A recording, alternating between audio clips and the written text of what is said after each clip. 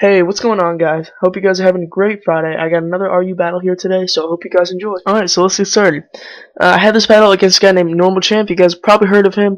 He's pretty popular, and I was actually pretty excited when I got to battle him. So I sent out my Steelix. He sends out his Hariyama, which I'm starting to see a lot more in the RU tier.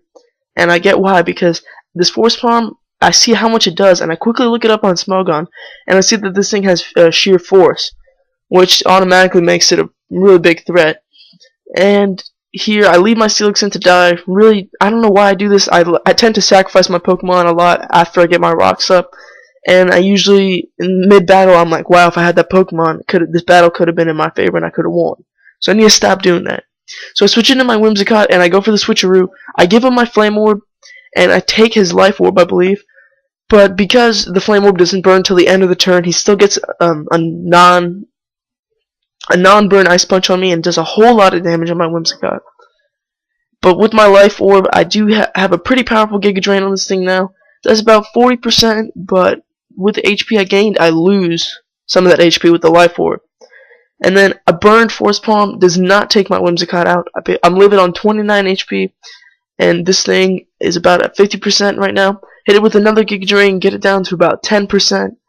And despite the HP I gain back and I lose, I believe he's able to take me out with an Ice Punch here. And I may have to look at my team and see if I can fit this thing in my team, because it's a big threat. With sheer force, with moves like Ice Punch and Force Palm, that's great. So now, after using two Pokemon just to take out one Pokemon, this thing's out of the way. So I switch into my Typhlosion, and he switches into his Galvantula. I am Choice Spec, so I know I won't outspeed at all. I have no chance. So I switch out because Typhlosion is really frail when it comes to special defenses. I go into my Lantern, really the MVP of the battle, as you'll see in a bit. Goes for Thunderbolt.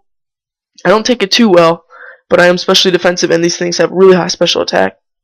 And here, I believe I go for a Scald after he goes for the Giga Drain, just to see how much damage I would do. The Giga Drain doesn't do as much as a Thunderbolt, but of course he gets back HP with it, and loses some to Life Orb. So here, I go for the Scald to scout to see how much damage it would do. I do have a couple special attacking EVs on this Lantern. Does a pretty good amount of damage. And then here, I had a feeling that he would go for another Giga Drain, so I thought I could live one. He goes for a Bug Buzz, and I thought I would faint, but my Lantern lives in on 30 HP. I get the Thunder Wave, so I know I'll be able to outspeed on the next turn, which is exactly what I end up doing. I go for just another Skull just to take this Galvantula out, which is all good. So I believe now he switches into, I believe, his Bouffalant. And this is where things get a bit haxy, as you'll see. I know I'll outspeed this thing because it has atrocious speed. It's like 40 base speed. Hit the Thunder Wave just so he'd be easy to deal with my other Pokemon. But he ends up staying paralyzed on this first turn, which is already pretty haxy right there. And I get up to a pretty good amount of HP here. Go for a Thunderbolt. Does about 40% because these things are pretty bulky. Maybe less than 40, but as you see, he stays paralyzed again on the second turn, and at this point I was already apologizing to him in the chat because I felt so bad. Go for a Thunderbolt again. This time I get a crit, and that's just triple hacks. I mean, I just didn't know what to say. I felt pretty bad, but I mean, it happens to everyone. He wasn't mad. He was a good sport about it. So now he switches into his Magmortar, and because of my lefty's recovery, I'm at a pretty good amount of HP. He goes for the Focus Blast, and because I'm specially defensive and it's not stab, Lantern is able to live it on just 16 HP, and after Stealth Rocks and Life Orb recoil, a Scald will be able to take this Magmortar out. So already in this battle, Lantern has turned a 5-4 advantage in his favor into a 4-3 advantage in my favor, which is great. I didn't expect that from Lantern this battle. It really helped put the battle in my favor.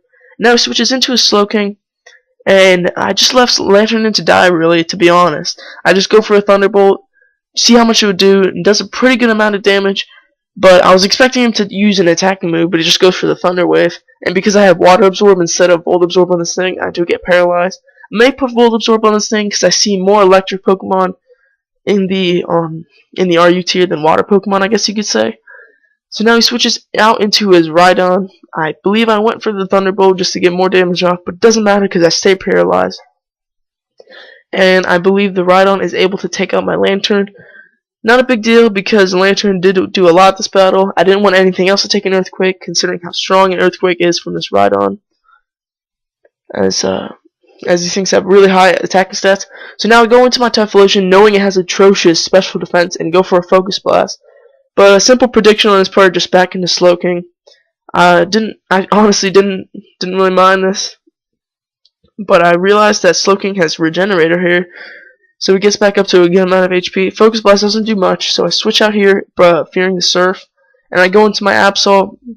And usually I see a couple Slowkings run some special attacking EVs. I don't think this one was running too many because my Absol lives it with a pretty good amount of HP, considering how weak Absol is when it comes to defenses. I go for a Sucker Punch here, Choice Banded Sucker Punch. As you guys saw in this last video, there's no way the Slowking's going to live that. Knocks him out. Now I am at a 3-2 advantage, I believe. He goes into this Rhydon. I go for the Sucker Punch, expecting it to do at least over 60%. It really doesn't do that much. These things are super defensive, apparently. And he's able to take me out with a Rock Blast. And when I looked it up, I saw that Rhydon actually has, it's really 2 standout stats are his attack and defense. So I switch into my Manectric here to use the Overheat. The reason I did this is because, as you'll see, I do not want to use a Focus Blast on my Typhlosion because it has very low accuracy. And I wanted to get this thing down to a range where an Eruption would be able to kill it no matter what. And I don't have Hidden Power Grass on this Manectric. So the Overheat gets it down at a pretty good range where my Typhlosion can come in. And because he's at max HP and there's no Stealth Rocks, I know an Eruption would be able to take him out. 100% accuracy. Also didn't want to go for the Fire Blast, knowing how my luck can be sometimes. But not this battle. So anyways, hope you guys enjoyed this Haxy battle. I will try to have another battle out tomorrow, and I hope you guys liked it. And please like and subscribe.